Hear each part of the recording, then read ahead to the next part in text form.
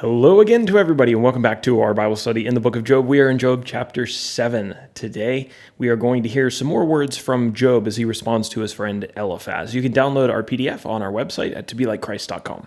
Our first section here is the outline of the book of Job, kind of the high-level overview, and we are in the bulk of the book, chapters 3 through 37. Job and his friends are debating why it is that Job has experienced such suffering that we talked about in the first section, chapters 1 and 2. For our key characters today, really only one. Job is going to be speaking. We know that Job was an upright and a righteous man according to God, and he is suffering some pretty serious oppression by Satan because Satan is trying to get him to turn his heart away from God and to abandon his faith in God. So his friends don't know that, though. They don't know the reason for his suffering, and so they are discussing it, and that's what this whole section is about.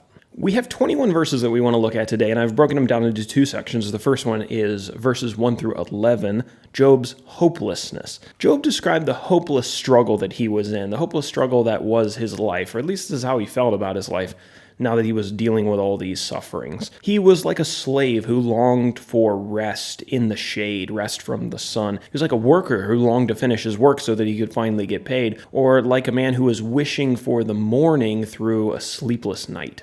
Job spoke about the difficulty and the brevity of human life and the human experience, saying this, quote, "Has not man a hard service on earth? My days are swifter than a weaver's shuttle. Remember that my life is a breath." That's verses 1 and also verses 6 and 7. He compared a man's life to a cloud that was there one moment and then gone the next. And this hopelessness had kind of overtaken Job. It had overtaken him to the point where he couldn't help but express his frustration, and his frustration is really just spilling out in this chapter. He says this, quote, "I will not restrain my mouth." Now, I think this should at least be somewhat relatable. Job has lost all of his children, lost all of his possessions. He's lost his health, and now his friends have come, and they were supposed to be comforting him, but now they're accusing him of wrongdoing. So he's really in a tough spot in life. Now we move on to section number 2, verses 12 through 21. Job asks God to leave him alone. So Job mistakenly thought that it was God who was the one tormenting him. That's an assumption that his friends had made, and he kind of speaks to that and maybe even starts to believe that a little bit himself. Maybe it's God who's doing all these things to him. He spoke to God directly and asked him to leave him alone so that he could have some relief. It was almost like God's oppressive hand was, constantly on him. God's eyes were constantly on him. And Job says, "Just leave me alone so I can rest for a little while." He asked, "Am I a sea monster that you set a guard over me?"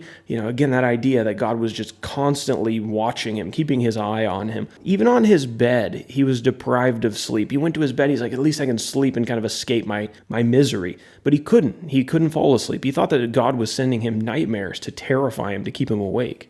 It was as if everywhere he went, God was keeping him from finding any kind of comfort. He asked God, quote, "How long will you not look away from me? Why have you made me your mark?" Job was so miserable that he again expresses this idea that he would rather die because at least there's rest and quiet and relief in the grave. He wanted to escape life and God because, again, he thought that it was God who was the one who was making him suffer.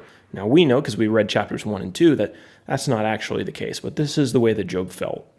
For our application today, I heard a thought that I'd like us to meditate on a little bit for our application. The thought was this. We often hear people talking about having enough faith to be healed, having enough faith to believe that God can actually heal our broken health or the broken parts of our lives. Of course, we always want to believe that God has the power to heal us and to fix the things that are broken. But another important conversation to have is this.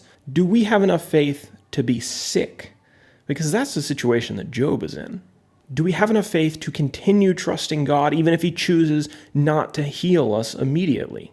Do we have enough faith to continue believing that God is good even when we don't see a way out of our trials and our current bad circumstances, maybe even our current suffering? So that's something to think about as we finish up our study for today. That is Job 7.